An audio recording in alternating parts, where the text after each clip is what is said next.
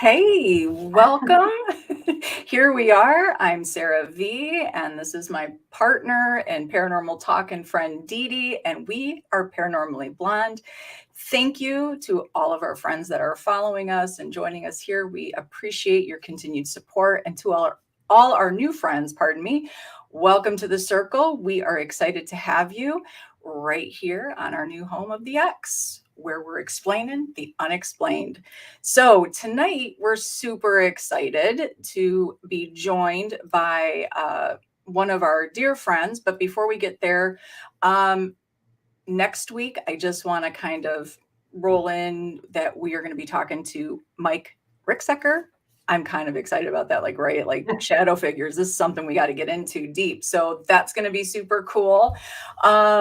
But here we are, our new home. What do you think, Dee Dee? Yeah. We did it. We made a jump. Yeah. Hey, Janet. And we are just going to get right, like comfortable, cozy. And it's just like always, you guys, like you are the show. So please, join us live, ask your questions, make your comments. Hey, Rob, it is, it's all about all of us. It's not just about us and our guest. We want you a part of it. So welcome everybody to Paranormally Blonde Live. Okay, tonight, couldn't think of a better first guest to get us started on this journey. We have Dr. Sumner from Soul Sisters Paranormal, and she did an amazing study. And you know what? I don't think I really ever got super deep into that discussion with her, Dee Dee. I don't think we've kind of had that, like, hey, let's really talk about it. I mean, she's done some great work and really dug into this. And, she's paranormal baddie. She's super smart, right? And location owner. So, yeah, we've got Kris Sumner. So let's bring her on the show. Hey, ladies. Hey, Kris, welcome. How y'all doing tonight? Good. So well, here, thank you for allowing me to be your first guest. Congratulations on the new channel. I'm really excited for you both. Thank you. Honestly, couldn't be more comfortable here. Like, right, we've got you. I mean, I know you're super busy, and we've got a lot to cram in a short amount of time. So that means I can't just chit chat the whole time. So let's see if I can do this, right? So you not only paranormal investigator of Soul Sisters Paranormal, which is amazing with your sister Jen, plus location owner. Mm-hmm. So we got that going on. Plus, you're just this ultra smart, empowered woman who was like, I'm going to do a study. And what made you choose this specific topic that you wanted to dig into?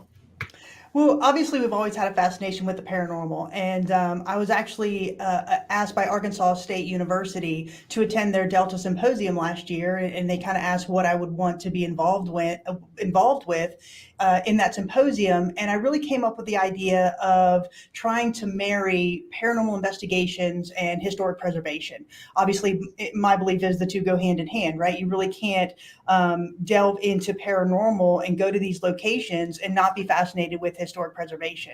And so what I really wanted to do was take it really from a quantitative type of situation where I would actually conduct a survey of paranormal investigators and then quote unquote haunted locations, and really see where paranormal investigators are helping in that preservation of those paranormal locations, of those haunted locations. And so what I did was we'll go through it here in just a minute, but what I did was I basically sent out a survey to paranormal investigators, and then I sent out a survey to those areas or those locations that reported to be haunted. And I wanted to see where their revenue came from, what percentage of that was through paranormal investigations, how much paranormal investigators are contributing to the economy, not just of that location, but also the community around that location. So I really kind of wanted to delve into that. And then I put it all together in a study and presented that to Arkansas State University at their Delta Symposium last year. That's really amazing. And did you find that location owners and investigators were pretty receptive to answering your questions and being a part of this? Oh, absolutely. Everybody wanted to be a part of it. I had a very high response rate. We'll get into it here in just a second, which is pretty substantial coming from the academic world.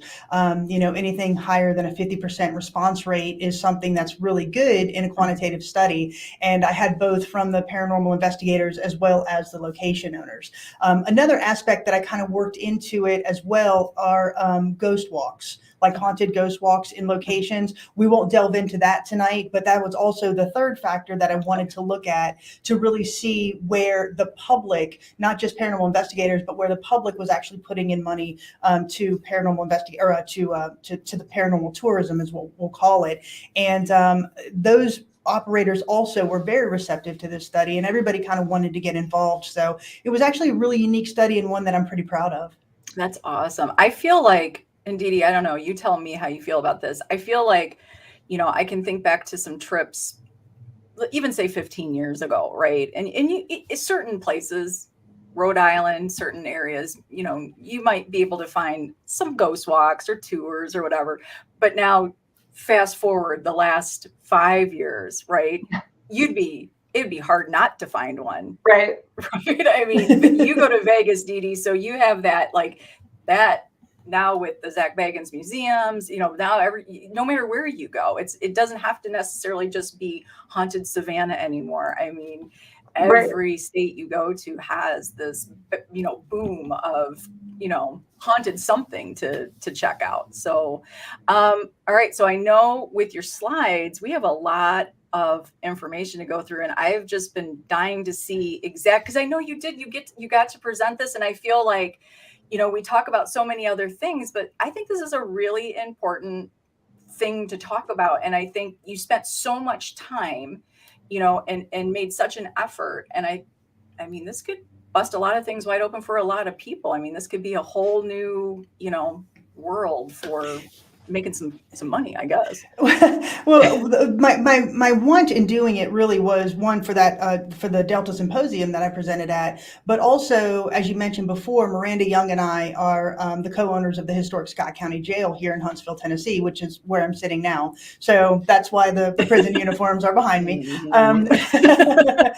So we actually use that study and the results of that study to really go before the city council here, before the aldermen and the mayor, and really showed them that paranormal investigators, they do spend money on the local economy when they come to a location. It's just not the location. So we were able to really show them that the way we're going to run our paranormal investigations here at the jail, it's just not they come in, spend money here and leave, right? They're spending money on restaurants, they're spending money on hotels, they're spending money on traveling and entrance fees to other things. And that's just across the board. So to be able to use that study and show the alderman and the mayor, listen, this is what is possible. I think it really was an eye-opening experience for them, because it's not just if we build it, they will come type of a statement. There's actually legitimate numbers behind this, and I think it really, like I said, impressed them to the point where they were very receptive to allowing us to open here. And I feel like it would also kind of be inspiring for somebody else. Like, I'm sitting here thinking, I kind of wouldn't mind opening up a cool, like, haunted food truck that you could come up to these locations. Well, we all know investigators like to eat, and this one does when she's overnight. So, but like, you inspire other people to say, hey, look, I mean, you bring more and more businesses and ideas that all start to interconnect, and that's what it's all about, right? So, all right, do you want to get started on your slides? Yeah. Dee Dee, did you have something to say, or were you just, I thought you maybe had a question? Oh, no. Okay, sorry, I thought you said something. Yeah, that's great. And so I know that Race is behind the scenes, just going to kind of move through these slides. So when I say next slide, we'll just go ahead and go with that. But this is really what I wanted to showcase. So and let me just say, this will be a very truncated version of the entire of the entire presentation. So I just have about 17 slides here. The entire presentation was about 90 slides. So it's very, very truncated. But I'll talk through some of the slides and really kind of give you you the meat of what we did. So, what I really wanted to do was, first of all, couch it in where is tourism now. So if we go to the next slide, you can actually see that in the U.S., tourism is a huge industry, right? We're spending, in 2019, there was $1.1 trillion in traveling spending and supporting 15.8 million American jobs. So this is a huge industry that we're talking about, and paranormal tourism is really a subset and becoming a very large subset of this tourism spending. So you've got people that are going to these locations and they're looking for different activities to do.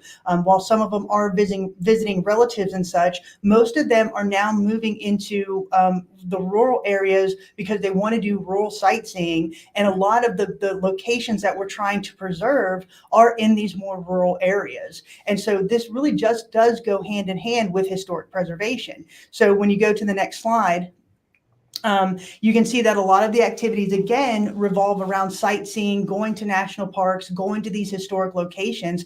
And that really is a trend that we're going to be seeing because people want to move out and get out of the city sites and go to see more of these rural areas. And so some of the interesting facts that I wanted to really highlight here was that when they're going to look for these sites, a lot of them are going on their mobile phones and they're looking for things to do around them once they get to the location. So for example, when somebody comes to Huntsville, Tennessee, a lot of them are whipping their phones out and saying, what is there to do in Huntsville, Tennessee? And they're finding the historic Scott County Jail. So a lot of this is really kind of what we're calling word of mouse rather than word of mouth, right? They're finding things in the moment when they get to a location.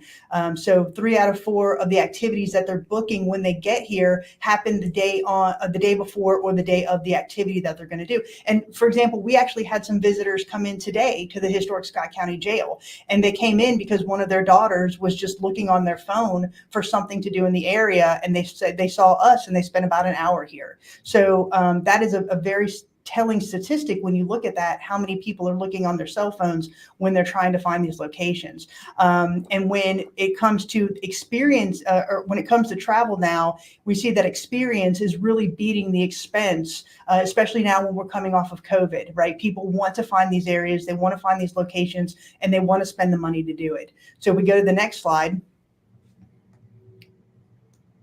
Okay, so what is the impact of paranormal tourism? So really when we look at what paranormal tourism, and we go to the next slide, paranormal tourism is really, when we look at the paranormal, obviously it's those things that cannot be explained by the current science, right? It's a phenomena that people are going to look for when they go to these locations, right? They want to have these quote unquote paranormal experiences. A lot of them are going for the jump scares, if you will, the flashlight tours, the ghost walk type of situations, but a lot of them are really getting into quote unquote paranormal investigations because they want to have that paranormal experience. And this is really driven by things like popular movies and popular television shows, and the acceptance of paranormal investigations and paranormal as a whole is really moving from this subculture into more of the mainstream. So Sarah, you mentioned earlier about the Zach Bagans experience out in LA or in Las Vegas. These are the things that we're seeing, right? We're seeing more people want to have these type of experiences, and it's driven by television and movies and popular media. So next slide, please. So the paranormal tourism, what it is it's actually going to a location for the explicit purpose of encountering apparent supernatural phenomena for leisure, investigation, services, tour, products, and conventions, etc. So there's actually a legitimate term called paranormal tourism. And what I wanted to do with this study was really look at where paranormal investigators fit within that overall umbrella of paranormal tourism. And when you look at the Chapman University survey from 2008, there is definitely a rise in the belief in the paranormal. By 2018, nearly 57% of respondents said that they do believe that places can be haunted by spirits, so they're visiting these places in order to have that paranormal experience. In 2019, the YouGov poll said that 45% of Americans felt that ghosts definitely or probably do exist. And again, now they're looking for these locations to have that experience. So next slide, please. So what is the unique aspect of paranormal tourism? The interesting thing about paranormal tourism is that every location has a paranormal story, but every location is unique in that story. So for example, the Villisca Ax Murder House is going to have a different story than Brushy Mountain State Penitentiary, and that's going to have a different story than Hales Bar Dam. So places can capitalize on that paranormal story, that very unique paranormal story, and really make it their own, right? So nobody has the same story as the historic Scott County Jail. So we're able to capitalize on that story and make it our own while still maintaining underneath that umbrella of paranormal tourism. So you capitalize on that uniqueness and you market towards that audience. So I'm not going to go and really market towards those that are interested in axe murder houses. I'm really going to market towards those that are interested in paranormal experiences at a jail. And the one thing that you really want to make sure of is that you maintain that true and accurate historical account. You don't want to move into the realm of just being entertainment. You want to make sure that you hold true to that historical account. And this really opens a unique market to every location, right? Again, it's different for every location, but you can still capitalize on the entire umbrella of paranormal tourism. So go ahead, please. Next slide. So again, what I wanted to do with this study was I wanted to really look at paranormal investigators, and then I wanted to look at haunted locations and see how we can marry these two under the umbrella of paranormal tourism. So next slide, please. So for the investigators, what I did is I came up with a 22-question survey, and it was really designed to measure travel habits of those paranormal investigators, as well as the spending habits of those paranormal investigators. 65 of those surveys were sent out. I got 42 responses, which is a 65% response rate, which again is huge in the academic world. Anything over 50 is considered a really legitimate study. So that was a great response rate for me. It was really geared toward those with a vested interest in paranormal investigations. So those were the respondents that I targeted. Those that had either a team or professed to be a paranormal investigator. Those were the people that I sent the survey out to. And I really wanted to see what the impact was on historic preservation as well as spending habits in the local community. With regards to the locations, those that were quote unquote haunted locations, I sent out a 26-question survey, and it was designed to measure really patterns of visitors and look at the trends on where visitors were spending their money and what they were interested in seeing. So for example, if it was a quote unquote haunted location, are they there for the historical aspect or are they there for the paranormal experience? So I wanted to look at questions that measured those things. I sent out 63 surveys to those locations that profess to be haunted. 33 responded, and so that's a 52% response rate. I also conducted 3 phone interviews of locations, and that yielded just a wealth of information, and we'll go through that in just a second. But I wanted to see if there were locations out there that are taking advantage of these trends in paranormal, i.e. that rise in the interest in paranormal. Next slide, please. So with regard to the paranormal investigators, some of the interesting things that I found out were, for example, 27% of the investigators have been investigating for over 20 years. 15% have been investigating for 5 years or under, which was kind of interesting.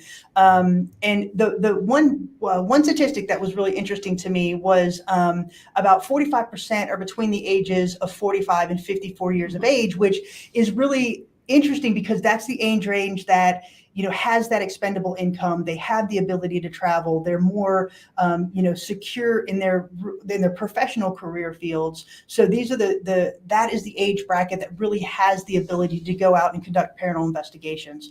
44% of those respondents said that they traveled 2 to 6 times per year, and about 40% say that they travel over 1,000 miles per year in order to conduct paranormal investigations.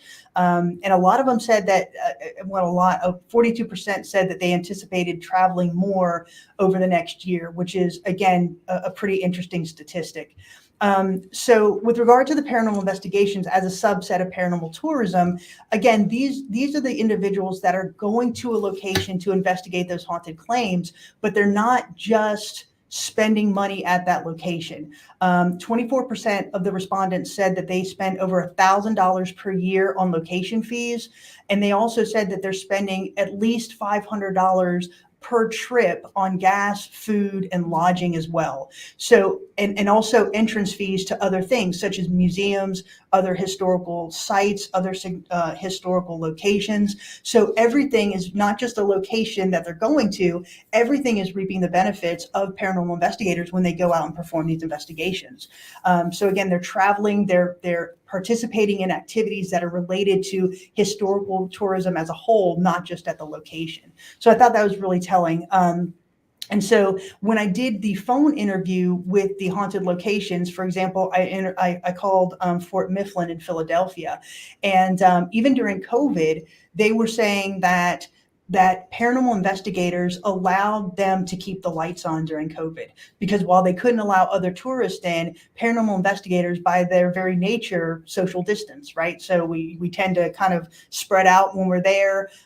We're there in very small groups. And so they were able to keep the lights on. And this was, as I said, I spoke to 3 different haunted locations, and all of them said the exact same thing, that if it wasn't for paranormal investigators during COVID, they would have a very hard time financially really maintaining their locations during the pandemic. So that, I thought that was very interesting. Over 72% of respondents indicated that more commercial locations have opened up for investigations over the last 5 years, which again really highlights the fact that paranormal tourism and paranormal interest as a whole is increasing, which again is fascinating to me. I do believe, as I said before, that it's driven by media, but if that media presence is allowing these places to really reap the benefits of that paranormal tourism, then that to me is pretty fantastic. And then one of the interesting things that I found was over 95% of respondents indicated that the history of the location is the most important, or is extremely important when choosing an investigation location. And so when I asked this question, I had a list of about 13 things, and they were like, Zach Bagans investigated here, or this place has been featured in a magazine, or your location has been featured on television. What is a driving factor behind why you choose to investigate a location? And 95% of the respondents indicated that the most important, or the extremely most important aspect, was the history of the location. And so another interesting thing that I found was when I asked how investigators were finding the locations that they're going to investigate at, 51% said they find their investigation locations via word of mouth, with another 40% saying that they find it from Facebook. That's their leading mechanism of finding a location. So that was pretty interesting when I coupled it with how paranormal locations are actually marketing. So, again, another thing that I looked at, which isn't summarized here, but paranormal investigators are also spending money on equipment. They're spending money on merchandise at these locations when they go to a location, which again just pumps money into the local economy. So, this just in and of itself, this series of questions really answered a lot of things for me, which was pretty telling. So, okay, so next slide. So for the summary of the haunted locations, again, I sent these out to locations that profess to have hauntings and also welcome paranormal investigators into their location. So when I looked at these, about 42% are privately owned versus any other type of ownership, like through a board or through a city or a town. 42% are privately owned, and over 75% of them had over 500 visitors per year. Not just paranormal investigators or those that are interested in paranormal, but they have over 500 visitors per year just in the general public. However, 25% of them are saying that 80 to 90% of their revenue comes from paranormal tours or paranormal guests, those that have an interest in the paranormal. So again, they're getting a large section of their revenue from those that have some type of interest in paranormal, whether it be ghost hunters, whether it be paranormal investigators, or whether it just be those that are looking for some type of, jump scare, as I said before.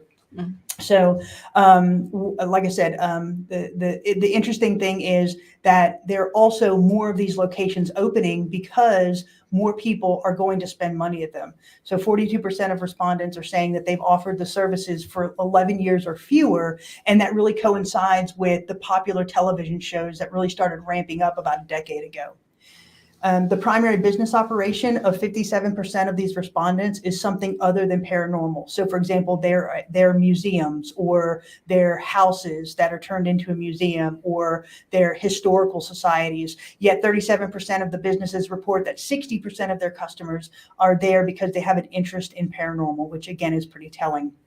50% of respondents stated that their primary reason for offering paranormal services was to increase revenue at that location, with 30% indicating that the primary reason was preservation of the location. So again, they're taking that paranormal, that money that's being driven by the paranormal investigators and paranormal tourists and putting it into the preservation of the location. So, and again, while this was a preliminary study, it does offer some insight into the direction of paranormal tourism and how it can be couched with paranormal or historic preservation. So Kris, before you go on to the next one, so, obviously when people go to these things, a lot, like you said, a lot of people are doing it because they want to preserve history or they're interested in the historical aspect.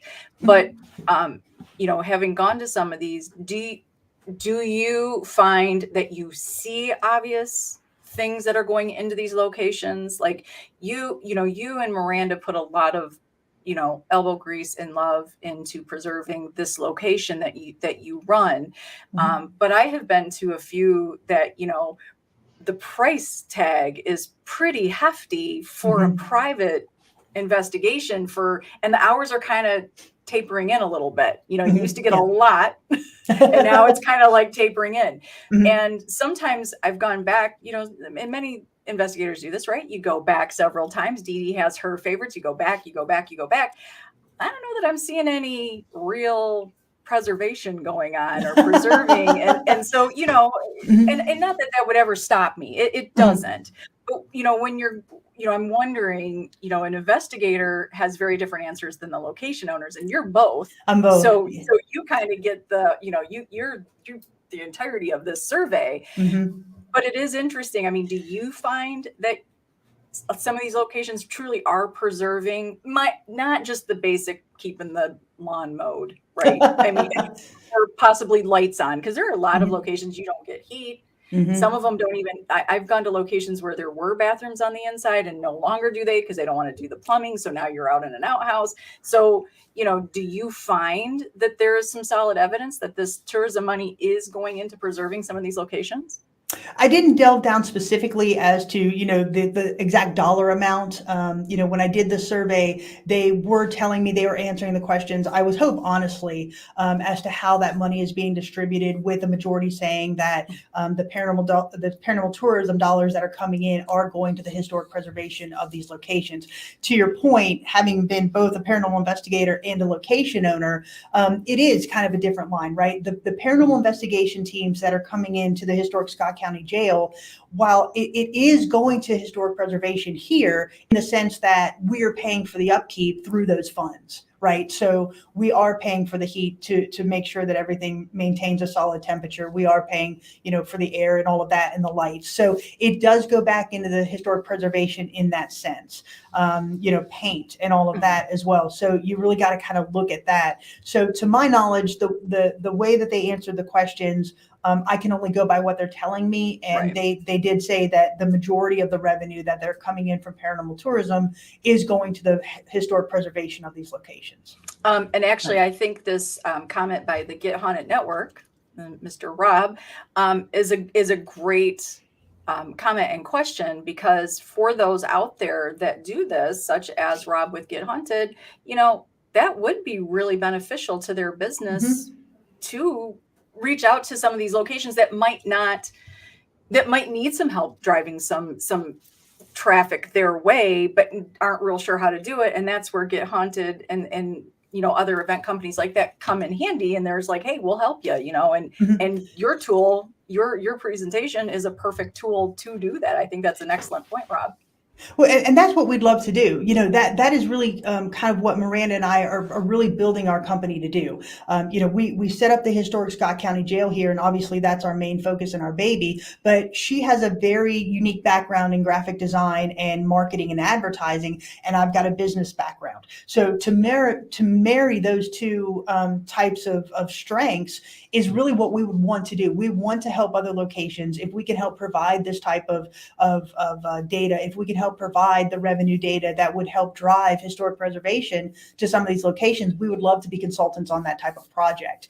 The results of this study, as I said before, was the driving factor for the alderman and the mayor of Huntsville to allow us to open the historic Scott County Jail. But we also looked at other things, tourism trends, where the traffic's coming from, how we're going to market, our marketing avenues, our marketing directions. So all of that was encompassed in this presentation that we gave. And again, if we can help other locations build that type of presentation to get preservation, that is what we want to do. Sorry, say that 5 times fast. Yeah, no. All right, I just wanted to ask that question, and great. That was a great, good idea, Rob. Thank you for bringing that up, because I think, maybe that's something now that, you guys can see that is something that is wanted, needed, and, people are interested in it. So awesome. Yeah. All right. So on to your next slide then. Okay. Where were we? All right, so how do these paranormal pieces fit into historic preservation? So the next slide. So the one thing that we really wanted to look at with this is, and again, this is a very hefty slide presentation, and we're just going through some of the high level summary slides here. But the benefits of paranormal tourism really is to increase the tourism spending, right? To increase those dollars that are going not just to the location, but to the community as a whole. And it naturally creates heritage tourism. As I said before, paranormal investigators are not just going to the location to spend their money. They're going to these offshoot things as well. Historical societies, museums, other historical places in the area are reaping the benefits of paranormal investigators as they travel. It does allow for offshoot markets, right? So here at the historic Scott County Jail, we do have merchandise that we sell. So it allows for that type of offshoot market.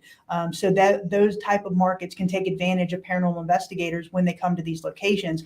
And then, as I said before, the capitalization on the uniqueness of that location. So the historic Scott County Jail is going to sell historic Scott County Jail t-shirts. Villisca is going to sell Villisca t-shirts. It allows you to really capitalize on the uniqueness, but at the same time, you want to maintain that authenticity. And that's where the challenges come in, because you have to make sure that you don't cross that line from being authentic into being just entertainment. So you've really got to really maintain the fact that you are offering an authentic experience, something that is truly historical and at the same time paranormal, and not jumping into more of an entertainment just to get these dollars, because then you're going to lose credibility if that happens.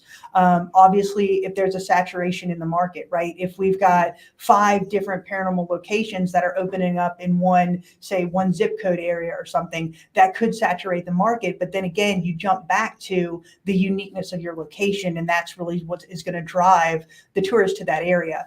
And so you really also have to look at redefining a historic site to include paranormal. And that was a huge challenge here for the historic Scott County Jail. We sit in the Bible Belt. We're the buckle of the Bible Belt here in Tennessee. So we really struggled to make sure that, and not just, it wasn't really a struggle. We wanted to make sure that the history was the forefront. The history is what people see when they come here, not the paranormal. Now, the paranormal is our economic driver, but the history is what really drives what we're doing here. So you really have to redefine that historical site to include the paranormal, but not get to the point where people think that it's something evil or demonic and you're turning away those that have a different mindset. And then you do need to get community partnership and buy-in. So we had to go to the aldermen. All of the aldermen are deacons in their church. So we had to go and really get that community partner and buy-in, community partnership and buy-in before we open the jail. And I think that's necessary to really allow them to see that it's the historic preservation that's going to lead the charge, but the paranormal is going to come up and really be the economic driver behind that. All right, so next slide, please.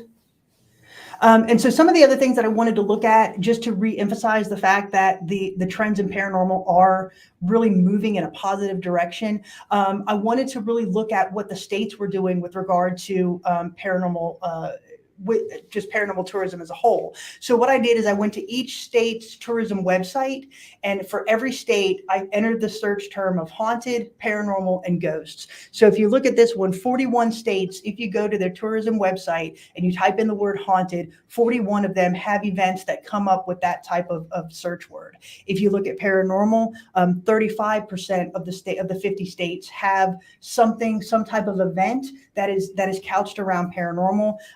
If you look at ghosts, then 39 of the 50 states have some type of event or some type of offering when it comes to ghosts. So that was really interesting to me, because I really wanted to see at the state level what the state tourism boards were looking at and how they're really defining this. And as you can see, a majority of them have something in there for those that are looking for paranormal tourism or paranormal things to do, which again is showing that overall acceptance of paranormal as a whole.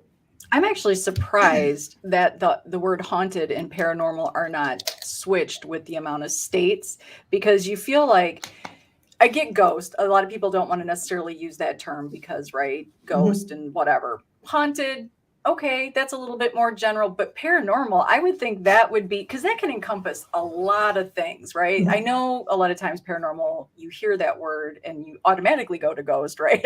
I do. I don't know about you, but I really feel like those words would almost be swapped, and maybe those will as time goes on, because that encompasses cryptids and UFOs, and the entire, and even metaphysical and spirituality. You kind of have that term in there, and not so much haunt. And sometimes you put in haunted, and what do you get?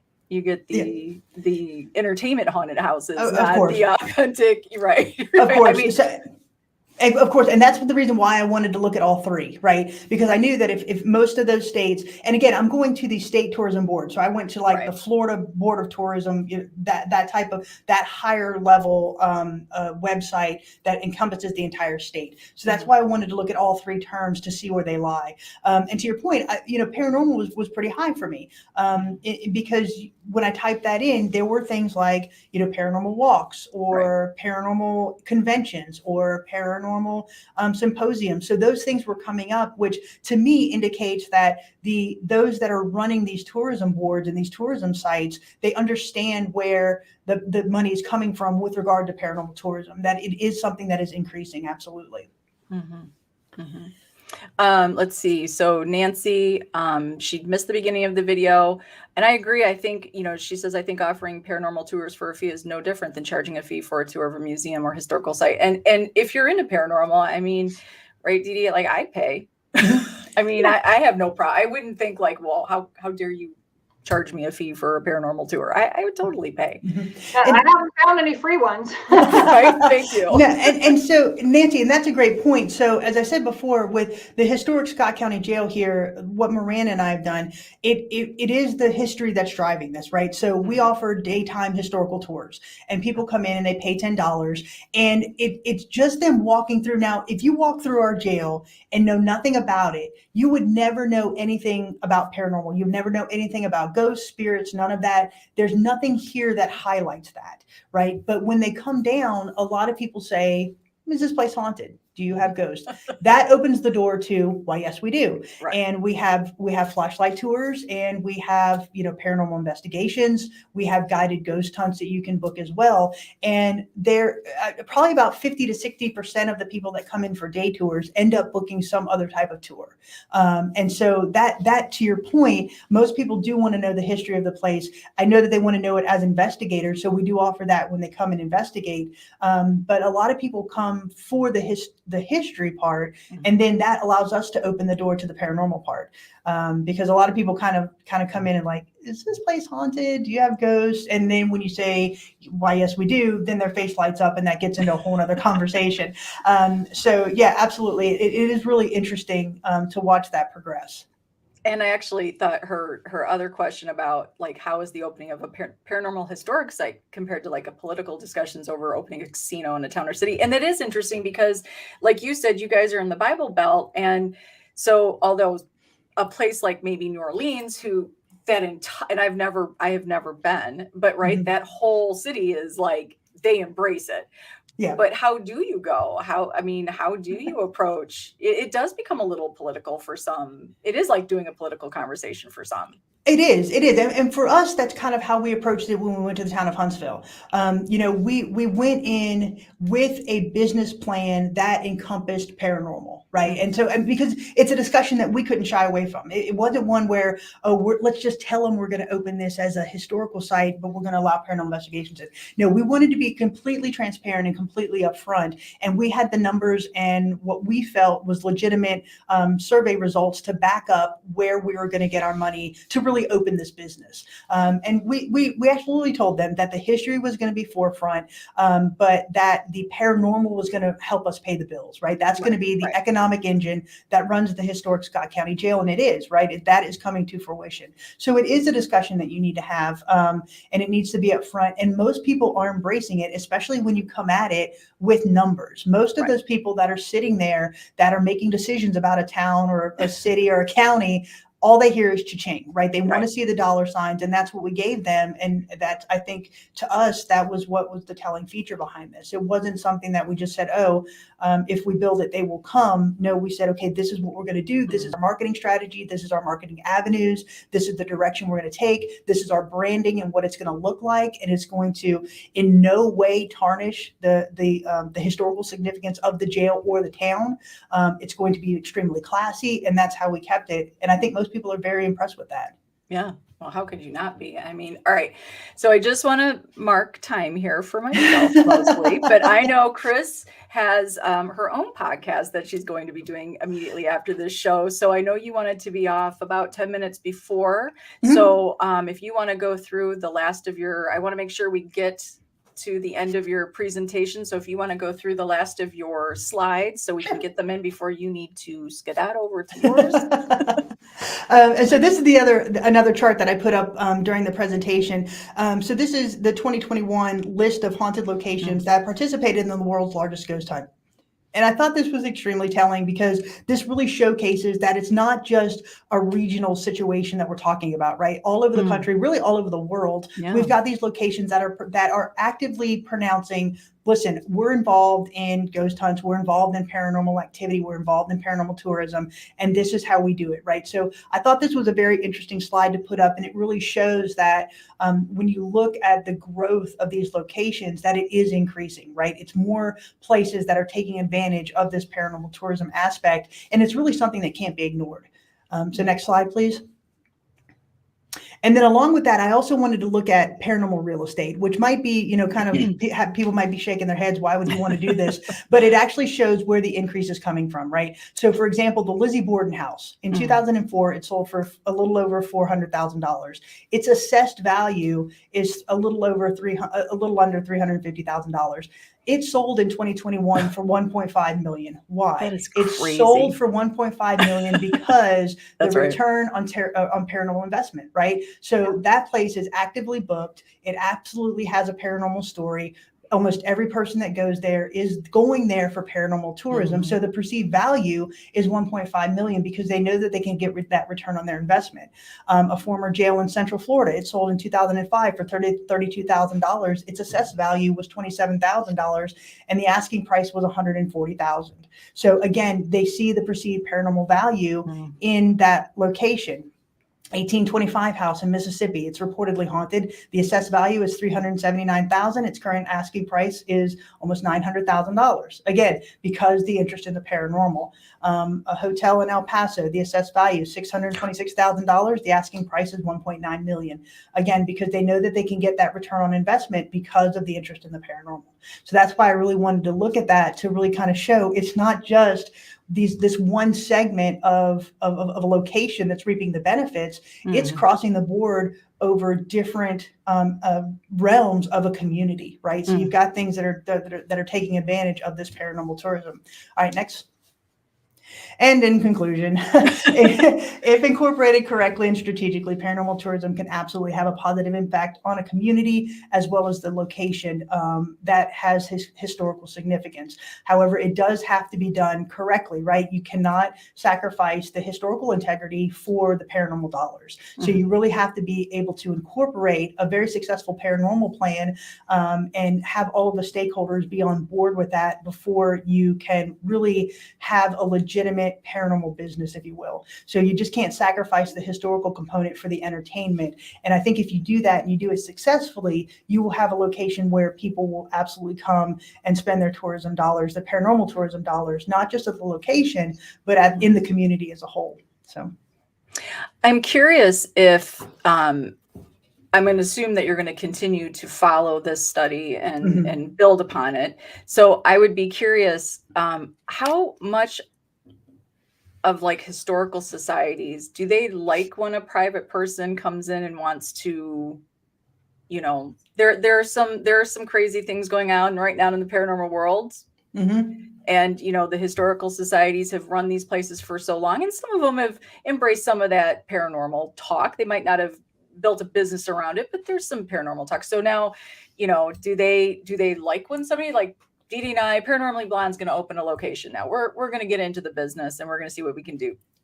I mean, historical societies, do they like this trend at all? You know, again, I think it's really how you approach them and how you really sell it. You know, if you go in with kind of the mindset of being sneaky about it and not being upfront and transparent, I think you do run that risk. But, you know, for me, when we talk about this and we have legitimate numbers to back it up, most people are extremely receptive. Again, it really is how you have to build that business plan. And I found that if you, like I said, if you go in with a strong business plan, a strong marketing and advertising plan, most people are extremely receptive to what you're doing, because it does come down to dollars. It's, again, not just here. It's not just this location. It's the offshoots of everything that reaps the benefit because this location is now having the service offering. Right. So pretty soon your city, town office, whatever, your city council will now have a paranormal person that sits on the board to help bring in stuff, right? I mean, yeah, maybe a paranormal tourism board. Absolutely. I can get on board with that. Kris, how can people find you? Can they find this study on their own, or do you have to be a part of something to see this special information? I don't have it up yet. Okay. I do want to write it. I do want to get it into some journals. So I am in the process along with everything else. I will be presenting. I just got accepted to present at the West Virginia Conference on Paranormal Tourism. Awesome. That's going to be April 8th and 9th, I think. I don't have the exact address right now in front of me, but I will put that out there. So I just had the conversation with him yesterday. So I will be attending that conference, and I will be presenting this. So if anybody wants to talk further about it, I'm absolutely available to do that. Like I said, I would love to put this together and consult on any location that would need these type of numbers. So I'm available for that. Well, let's hope some event companies do reach out to you and build that stronger relationship between, paranormal locations and these event companies that, they're not always maybe on the up and up, but maybe something like this will start to bring that legitimate part of those event companies to the forefront. And, that we're all in this together, which is to help, one, have these locations to keep going to as investigators, right? And people who are enthusiasts. And then on top of that, to help these locations stay relevant and well preserved. So kudos to you, Dr. Sumner, for your hard work. And I look forward to more of these, some more of these studies and more questions and like just kind of hearing like who's a part of, who wants to be a part of it, right? So I think we got Dee Dee frozen. Maybe. Can you even hear me? I can hear you a little bit. I'm not sure. You are frozen, but it's a beautiful smile. It's a beautiful smile on your face. You look if you're gonna be frozen. Dee Dee. Yeah, right. Like mine would have been all crazy. Yours, of course, is perfectly beautiful. It's like, really? I want to ask one quick question before you left, because I know we got 1 minute till you go. Yeah. No, keep going. You're good. Two jail uniforms behind you. Why is one striped and why is one orange? Good question. So the striped one here, that was the original that the inmates would use here during the late 2000s. The orange one is what they moved to. So we have an example of both the old and the new. So, okay. Yeah, and so I mean, this is kind of the stuff that we have here at the historic Scott County Jail. I mean, if you come, it's not just again about the paranormal. We have a very robust historical museum, everything from crime and punishment. We've got a law enforcement museum here as well. It's 3 stories of a really cool little building that has a lot of stories. We have an audio tour that you can take that takes about 45 minutes to listen to. It's a really cool little jail. Yeah, cannot Awesome. wait to go visit that. Yeah. All right, so we're going to let you go. Everybody, Dr. Kris Sumner, everybody knows Soul Sisters Paranormal, Historic Scott County Jail. Please hit up all their websites, anything that you can find on them. Show them some love, show them some support. They have worked really hard on this location. So really, even if you just go take the historical tour or check out the museum, do that. And they have amazing merch. And we all know I'm a merch whore. I love it. I love merch. So it is super cool. And they've got some new t-shirts out that are amazing. Your long sleeve with the full color picture of the jail, which is awesome. Pretty awesome. All right, so you got to go because you've got your podcast. So guys, after we're done, please go jump on and check out the historic Scott County Jail Inside Informant, correct? Yeah, the jailhouse informant. So, yep, just go to our Facebook page, the historic Scott County Jail Facebook page. But ladies, listen, I'm sorry I've got to run, but thank you guys so much. I'm very proud of both of you. Oh, Congratulations on the new channel. Ray, she did a great job. So, I look forward to seeing what you guys are going to have to offer. And both of you need to get out here to Tennessee soon. We're good. Yeah. We're working on it. We're going to do it. We'll be there. Awesome. All right. Thanks, Dr. See ya. Sumner. Have a great night. So I'm going to talk to Frozen Dee Dee now. Yeah. Again, beautiful picture. Totally jealous right now. So that was pretty cool. And really, that's something I didn't really have an opportunity to understand all the meat to her study. And to me, it is beyond fascinating, really, when you look at everything that she really touched on. That was It's pretty so cool. true though. When I go any place haunted, I turned into a whole weekend. I'm not only paying for the location, but I'm paying for food, the hotel, and then I'll always find something else, that's historical. There's always something close by a historical place that's also historical that I'll go to. So I spend a lot of money. So I was glad to see other people do too. Yeah. Well, and then think about even the other things that you've done. You've gone to some of these towns and you look for an antique shop and you find yourself another doll. I mean, I don't think, a lot of times we don't take that moment to really understand just the far reach that anybody can have when they're into this stuff, right? Because a lot of times it's not just the location. I mean, it is that, but then it's all the little fun finds, or then going to a cemetery and understanding some more of the history that belongs to those locations. I mean, yeah, it's never ending. And I look forward to seeing what else she might kind of get in there and find out. And I'm curious. It seemed like the actual investigators were eager to answer. So I'm curious, will this bring out more? I don't want to say that location owners aren't legit, because they absolutely are, but will it bring out more people that want less of the horror story and more of the historic and, having your own personal experiences? It will be interesting to see kind of what grows from this. Yeah, I agree. Paranormal is changing, right? We keep saying that it's changing, and we hope that our show and all the other shows that are on KUNX and all the other places that you can find them, that we put out the positive vibe to these places and help move them forward and not just be a show about look what I did in this location, and make it more about the location, because that's really why everybody's doing it, right? So that's our first show on the X. What do you think, Dee Dee? Besides being frozen with a beautiful picture. I know, our first show. Great. Yeah, we Brady, see? Yeah, and we wanted to make sure that Kris had as much time as she could to go through her information. And like she said, I mean, there was 90 slides. So that was like a condensed version. And so if that's what those slides, those 11 slides showed us, I can't even imagine what was in the other 80, right? 79, 80, there's just so much to unpack in there. It's beyond interesting. Okay. Well, guys, next week we have Mike Ricksecker. And let's see, after Mike Ricksecker, we have somebody that is local here in Michigan who does Bigfoot research, Mr. James Lady. We got some really cool guests coming up, and we just keep filling them up. And we have some topics. And again, it's all about you guys. You know, you have to join in and let us know what you guys are thinking, or if you have any questions. Like always, same show. Same two blondes, just a different location here on the X. So hopefully we'll get everybody comfortable with switching over here and hanging out with us. And again, to all our friends that followed, thank you for your continued support. It means the world to us, and to all the new ones.